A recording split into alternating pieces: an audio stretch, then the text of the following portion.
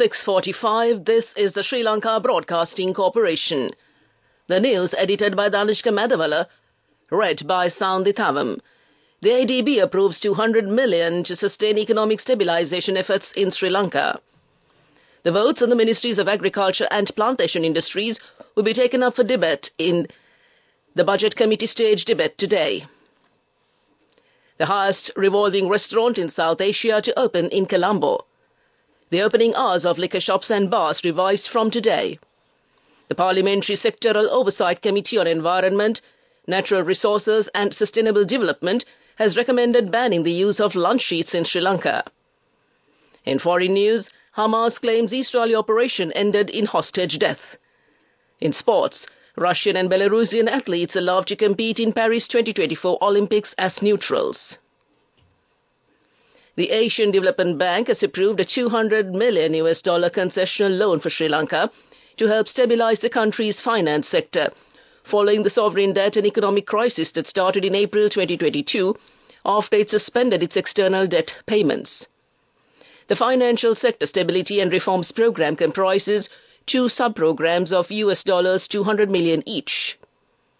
In a statement, the ADB said the sub-program 1 targets short-term stabilization and crisis management measures that were implemented in 2023, while sub-program 2 is planned to be implemented in 2024 and focuses on structural reforms and long-term action to restore growth in the banking sector.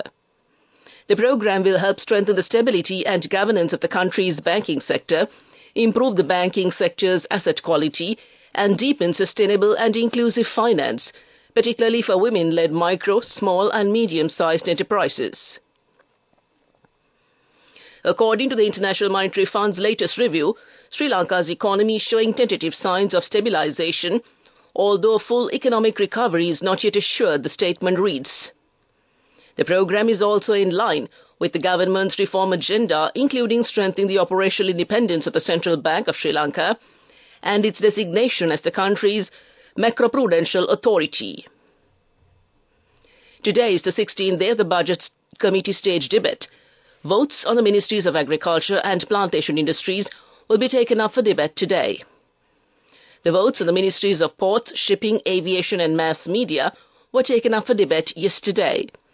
The State Minister for Media, Shanta Bandara, during the debate said, this government has maintained a friendly media policy and implemented a transparent and accountable policy. The media freedom was given to the maximum and none of the media journalists are threatened under any circumstances. The journalists are given freedom to report the news according to their expectation. The government has maintained a zero tolerance in media without any political interference. The funds allocated for SLBC scholarship has been increased from 2.5 million rupees to 7.5 million rupees. The media statement is also expressed confidence that the Sri Lanka Broadcasting Corporation will become a profit-earning entity next year. The highest revolving restaurant in South Asia is said to be declared open at the Lotus Star in Colombo today. Orbit by Citrus will be declared open today, and it will be the tallest self-supported structure in South Asia and the second tallest structure in South Asia. Minister Dilum Amanugama said the Colombo Lotus Star has been converted into a profit-making institution within the last 15 months.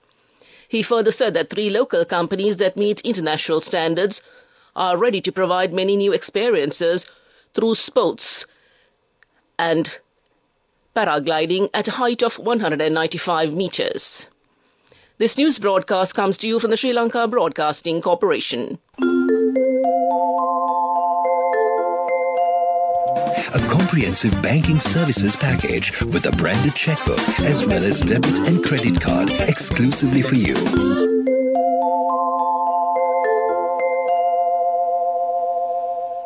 An extraordinary excise gazette notification has been issued regarding the revised opening hours and closing hours of liquor shops and bars in Sri Lanka. President Ranil Wickremesinghe has issued this announcement in terms of the powers vested in him under Section 32, Subsection 1 of the Excise Ordinance Act. The revised operating times are effective from today, according to the Gazette. The bar opening times of Tourist Board approved 3 stars and above hotels with FL7 and FL8 liquor licenses have been revised from 10 a.m. to 2 a.m. Foreign liquor and wine shops with FL4 liquor licenses will be open from 8 a.m. to 10 p.m. Bars holding foreign liquor licenses are allowed to be open from 10 a.m. to 9 p.m. Sellers with retail foreign liquor licenses are permitted to operate from 8 a.m. to 10 p.m.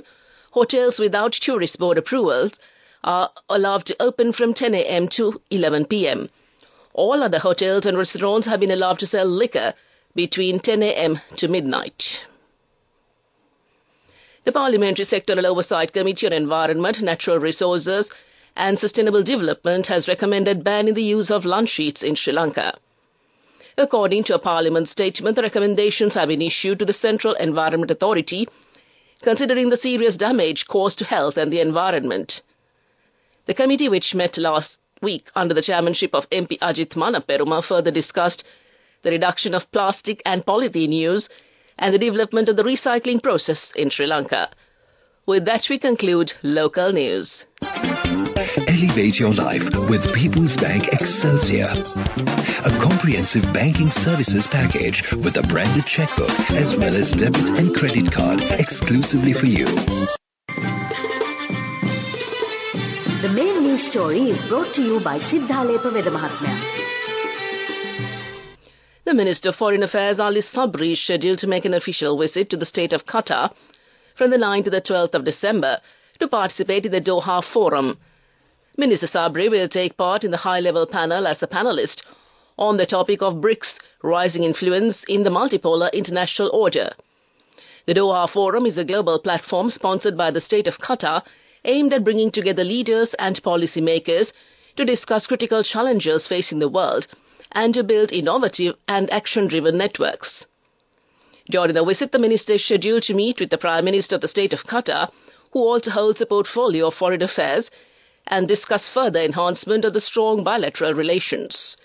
That came to you in the main news story. The main news story was brought to you by Sinhala Vedamahatmya.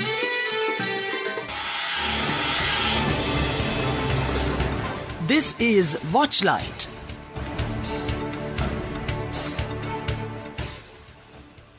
It is said that an independent investigation has been initiated into the death of a female giraffe. Born in 1993, 38-year-old Haley was one of the 2 female giraffes at the Dehiwala Zoo belonging to an endangered giraffe species. That came to you in Watchlight. Coming up, World News.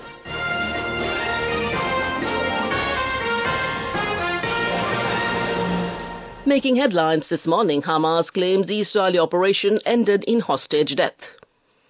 India's parliament expels firebrand MP Mahua Moitra in bribery row, and Putin to stand for 5th term as Russian president. The armed wing of Hamas has released a video which it says shows the bloody aftermath of a failed Israeli operation to free an Israeli hostage. In the footage, a man says he has been held for 40 days, suggesting the video may have been recorded in mid-November. A lot of blood was seen on a tile floor, as well as military equipment which Hamas claims to have captured.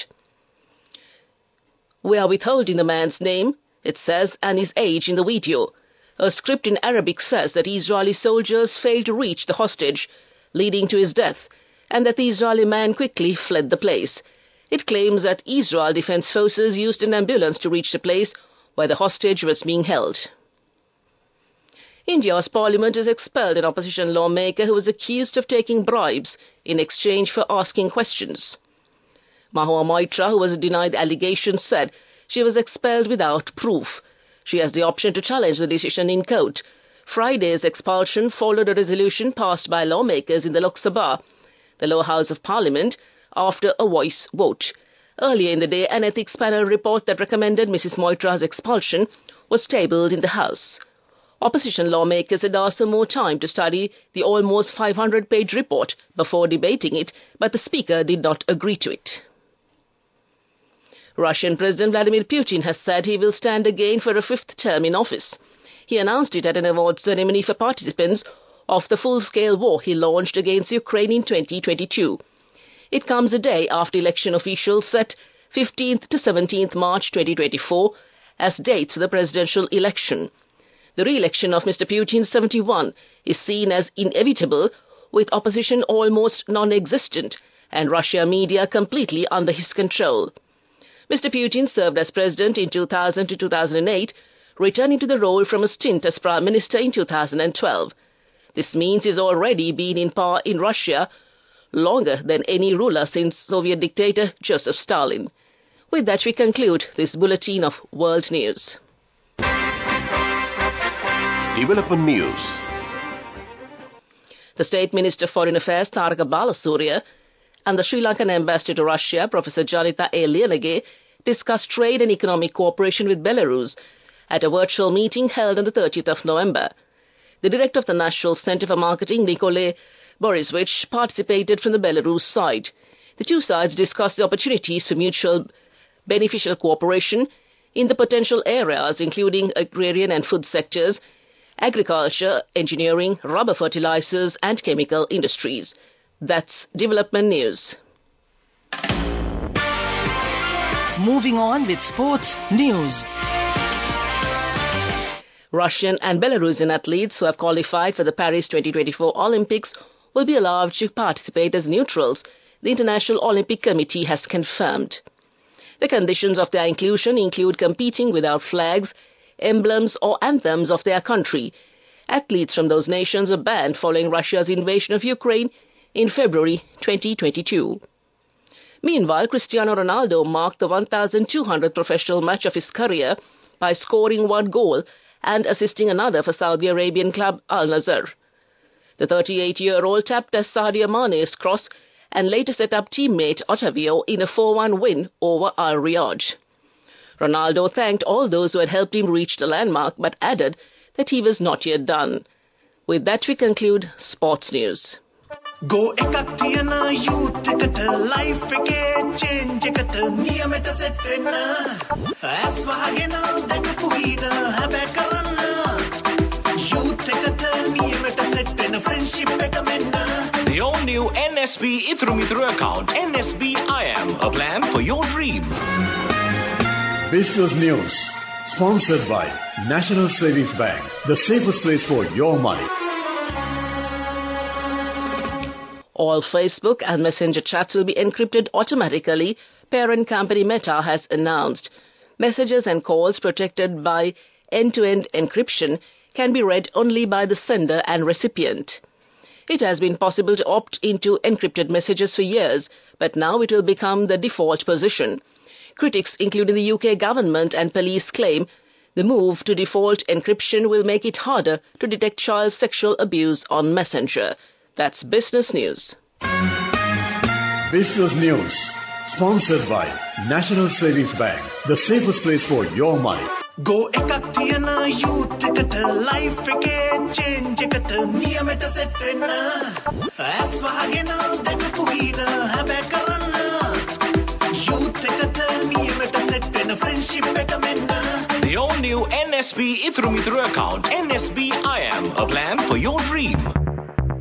And now in economic news. The UK's competition watchdog is to look at whether Microsoft's high-value partnership with OpenAI could be considered as a merger. The Competition and Markets Authority is examining whether the US tech giant's work with OpenAI could affect the AI market overall. Microsoft, which owns 49% of OpenAI, said it had preserved independence for both firms. But the relationship has come under focus after recent upheaval at OpenAI. Last month, OpenAI, which is best known as the creator of ChatGPT, was plunged into chaos when its boss, Sam Altman, was suddenly fired. That's economic news. Weather report. Showers or thundershowers will occur at several places over most provinces of the island after 1 p.m. Heavy showers, about 100 millimeters, are likely at some places in the central, Sabaragamuwa, western and Uva provinces and in the Galle and Marchara districts. To conclude this bulletin of news, a recap of the headlines. The ADB approves $200 million to sustain economic stabilization efforts in Sri Lanka. Votes on the Ministries of Agriculture and Plantation Industries will be taken up for debate in the Budget Committee stage debate today.